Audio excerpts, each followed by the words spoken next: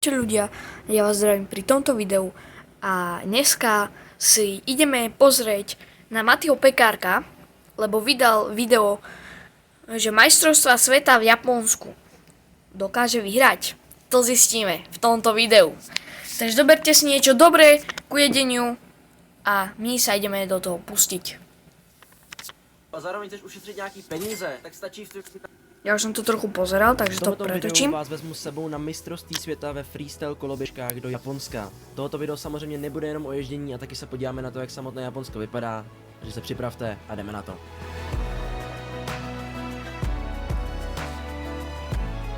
Ty vole, tam proste večer na minikárach tam boli, hej, zabíjaci tam v pyžame pokemonskom.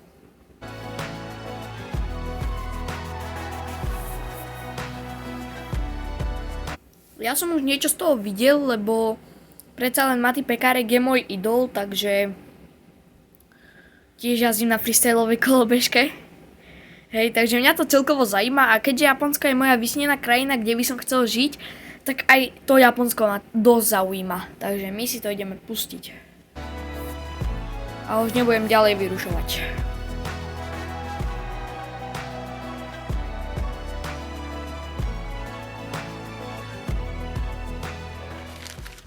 Takže ahoj všichni, vítám vás u nového videa a jak jste z intra a z názvu tady toho videa mohli vidět, tak právě jedu do Japonska na mistrovství světa. Ještě jsem stále teda v Praze, tamhle za mnou je kufr. Věřte nebo nevěřte, je v tom úplně všechno, včetně mojí koloběžky, náhradních dílů a oblečení na 14 dní. Dneska odlítáme směr Frankfurt, kde se sejdeme s celým chili týmem, se kterým na to mistrovství světa ve freestyle Ty vole, bude tam 14 dní, to by som aj ja chcel. scooteringu jedeme, takže jedeme směr letiště.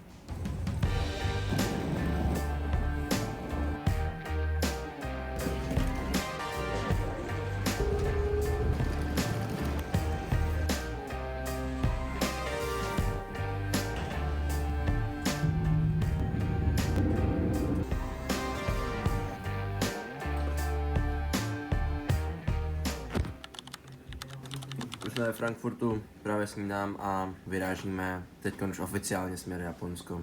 Takže ať už tam jsme, bude to dlouhá cesta. Hrozná zima je. Ahoj.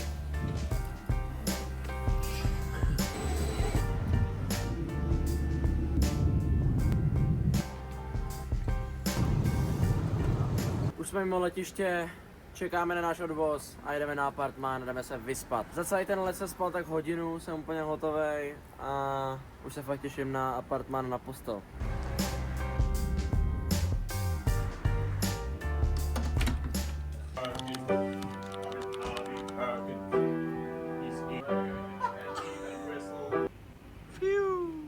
Krásné ráno všem.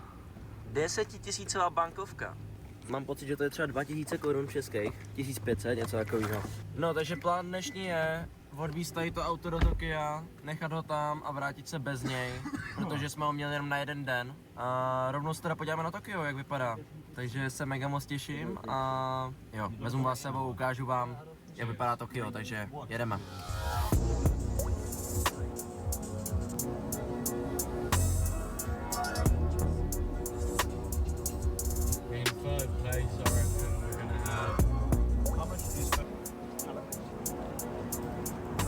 Jsme v Tokiu.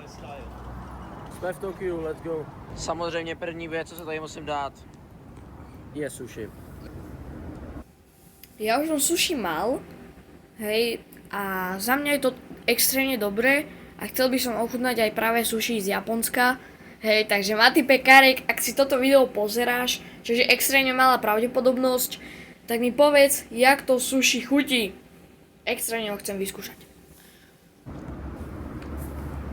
To koupíte úplně všude, fakt tady.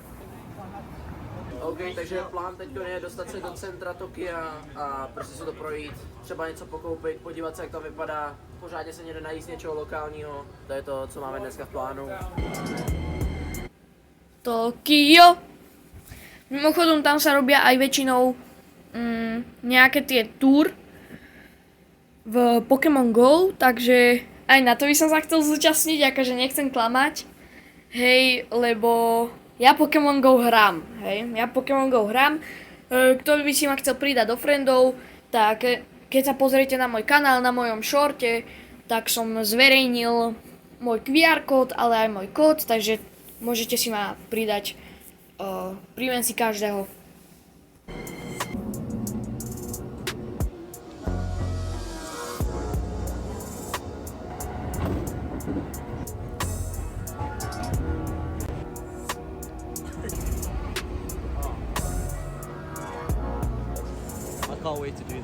Tak jo, jsme konečně v centru. Ta cesta byla úplně nejdelší, prostě je vidět, jak je to obrovský, protože Tokio má nějakých 14 milionů obyvatel, což je prostě víc než Česká republika.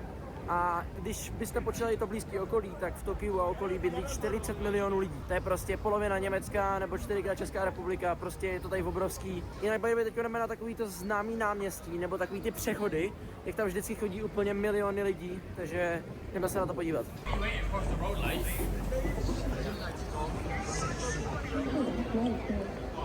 OK, takže už jsme tady, asi to všichni znáte, prostě jestli jste někdy viděli nějaký videa z Japonska, tak tohoto jste museli někdy vidět. Čekáme na další zelenou a natočím vám takhle zblízka, tohoto je prostě crazy. Všechno je tady úplně obrovský, takový namačkaný na sebe, je to fakt hustý. A teď se jdeme zúčastnit taky, jdeme taky Chvíľu počkajte, za chvíľu som späť, pre vás to bude stotina alebo sekunda, pre mňa to bude asi 3 minúty.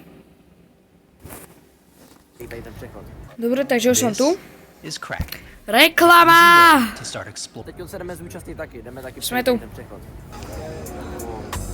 OK, a ešte len chcem pripomenúť vám, nie je to žiadna reklama ani nič, nejak som sa s tou firmou nedohodol, ale ak by ste chceli fingerboardy, čo sú také tie malé skateboardy na 2 prsty a viac, čo sú proste na prsty, tak stačí sa pozrieť na Spineo.sk, tam predávajú rôzne diely, rampy. Ja konkrétne tam, kde chcem si objednať drevený skateboard, zatiaľ jazdím na plastových. A bude aj video z fingerboardov, takže môžete sa tešiť. A my sa ideme ďalej vrhnúť do videa, lebo to video má 25 minút, takže neviem. Myslím, že ja mám ešte pozrieť tých 4 minúty a už natáčam 7 minút. No, budem to musieť ešte zostrihať, možno. Alebo si dáme ďalší diel na budúce.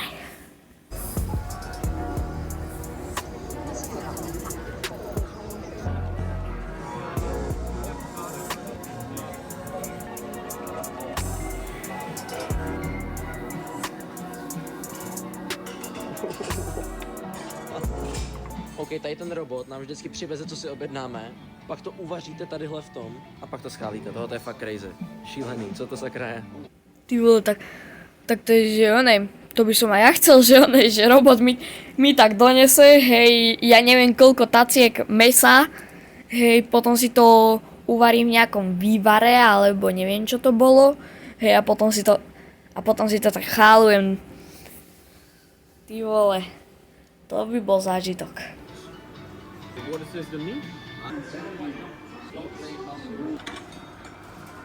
Tohoto je ta nejzajímavější restaurace, ve které jsem kdy byl. Fakt jsem z toho úplně zmatený. Maty, nie si sama, ja som z toho zmetený.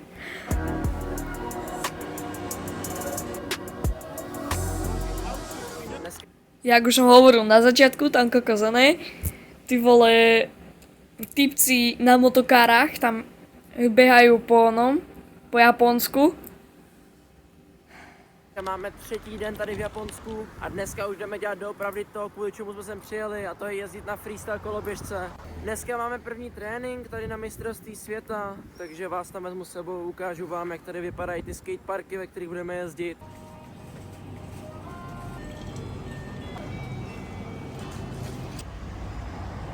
Tak jo, kafe už je pořešený, počasí nám přeje, jedu zpátky na apartmán, bereme Ubera a jedeme teda do skateparku a jdu vám to ukázat, jak to tam vypadá. Jsme v taxíku a hrajou nám tady reklamy, to jsem ještě nezažil. Takže jo, právě jsme se byli zaregistrovat, takže už jsem akreditovaný, mám tady tu kartičku, jsem oficiálně zaregistrovaný. Konečně tady máme Čecha, jsme tady jenom 3. Ale jo, jdeme se podívat, jak tady vypadají ty skateparky, takže vám to jdu ukázat.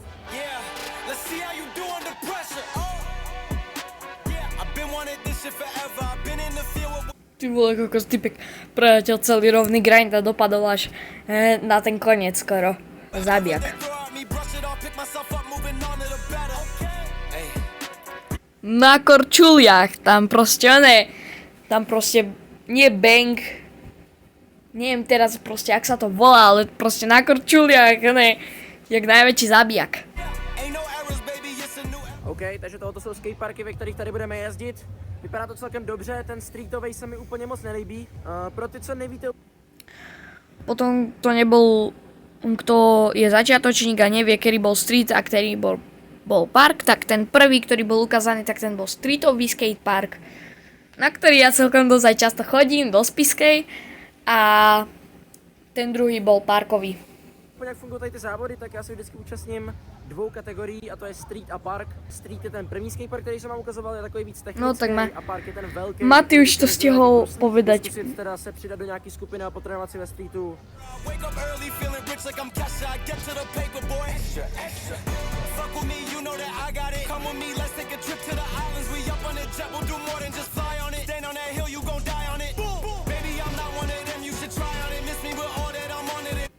To, že tu pekárkoví fanúšikovia, tak dajte odber, keď si myslíte, že skončí na prvom mieste, jak bolo v intre. Hej. A dajte like a koment, ak si myslíte, že skončí druhý, tretí a tie horšie miesta. Ako prvé.